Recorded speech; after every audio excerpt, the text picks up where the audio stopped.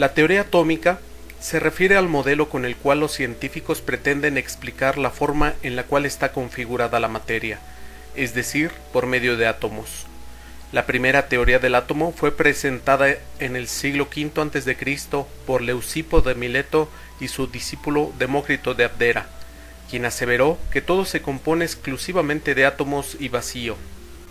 Leucipo y Demócrito, filósofos griegos, al tratar de explicar la materia, llegaron a la conclusión de que ella está compuesta por diminutas partículas indivisibles, a la que llamaron átomos, cuyo significado precisamente es indivisible. Epicuro, un ateniense de los siglos IV o III a.C., y Lucrecio, de origen latino, 2 siglos después, establecieron a los átomos la característica del peso, y propusieron la partición del átomo en secciones mínimas. A la fecha se sabe que los átomos no son indivisibles, como suponía Demócrito. De hecho, están formados por partículas subatómicas, electrones, protones y neutrones. No es posible medir directamente el diámetro de un átomo, menos aún el de su núcleo, pero se ha logrado determinar en forma aproximada que el diámetro promedio de un átomo es de 1 por 10 a la menos 10 metros, o lo que es lo mismo, un Armstrong, y el de su núcleo 1 por 10 a la menos 14 metros, o 0.0001 Armstrong. De la misma manera, se han podido determinar las masas de los átomos de los distintos elementos. A lo largo de la historia, surgieron una variedad de modelos atómicos para tratar de explicar la estructura atómica.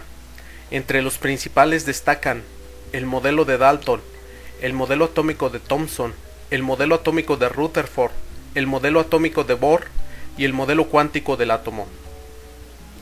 A inicios del siglo XIX, el científico inglés John Dalton sugiere una teoría sobre la estructura de la materia. Dalton sostenía que la totalidad de la materia se podía agrupar en 2 conjuntos, los elementos y los compuestos. Los primeros estarían formados por unidades fundamentales, que en honor a Demócrito Dalton llamó átomos. En tanto, los compuestos se constituirían de moléculas, cuya estructura viene dada por la unión de átomos en proporciones definidas y constantes. La teoría de Dalton seguía considerando el hecho de que los átomos eran partículas indivisibles. Los postulados básicos de esta teoría son: 1. La materia está fraccionada en partículas indivisibles e inalterables, que se denominan átomos. 2. La totalidad de los átomos de un mismo elemento son iguales entre sí, es decir, presentan igual masa e iguales características. 3. Los átomos de diferentes elementos tienen diferente masa y distintas características. 4. Los compuestos se constituyen cuando los átomos se juntan entre sí en una relación constante y sencilla. Al suponer que la relación numérica entre los átomos era la más sencilla posible, Dalton asignó al agua la fórmula HO, al amoníaco la fórmula NH, etc. La gran novedad en el modelo de Dalton fue reconocer que existen distintas clases de átomos y que su combinación es lo que da origen a los compuestos. Además de sus postulados, Dalton empleó diferentes símbolos para representar los átomos y los compuestos. Sin embargo, Dalton no elabora ninguna hipótesis acerca de la estructura de los átomos y habría que esperar casi un siglo para que alguien expusiera una teoría acerca de la misma. El científico inglés Joseph Thomson presentó algunas hipótesis en 1898 y 1904, intentando justificar 2 hechos. 1. La materia es eléctricamente neutra, lo que hace suponer que además de electrones, debe de haber partículas con cargas positivas. 2. Los electrones pueden separarse de los átomos, pero no así las cargas positivas. Thomson propuso en aquella época un modelo que consistía en una esfera pareja de materia cargada positivamente, en la que se encontraban insertados los electrones de una forma semejante a como lo están las pasas en un pudín. Esta simple forma explicaba el hecho de que la materia fuese eléctricamente neutra, pues en los átomos de Thomson la carga positiva era neutralizada por la negativa. Además, los electrones podrían ser arrancados de la esfera si la energía en juego era suficientemente importante, como sucedía en los tubos de descarga.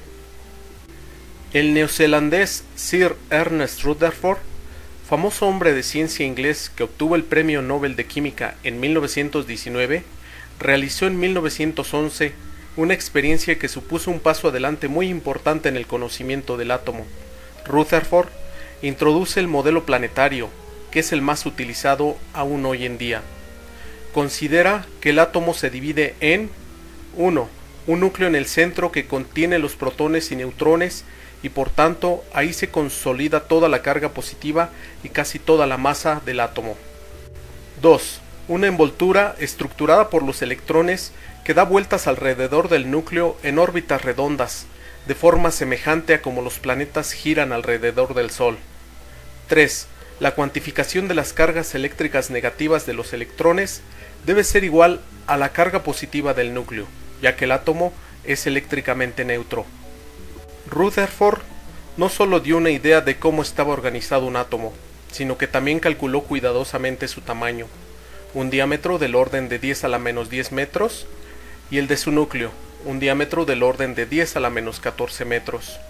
El hecho de que el núcleo tenga un diámetro unas 10.000 veces menor que el átomo supone una gran cantidad de espacio vacío en la organización atómica de la materia.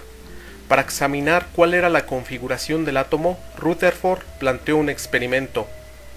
El experimento consistía en bombardear una delgada lámina de oro con partículas alfa, que son núcleos de helio. De ser acertado el modelo atómico de Thomson, el haz de partículas debería atravesar la lámina sin tener alejamientos elocuentes a su trayectoria. Rutherford observó que un alto porcentaje de partículas atravesaban la lámina sin sufrir una desviación apreciable, pero un cierto número de ellas era desviado significativamente, a veces bajo ángulos de difusión mayores de 90 grados. Tales desviaciones no podrían ocurrir si el modelo de Thomson fuese correcto.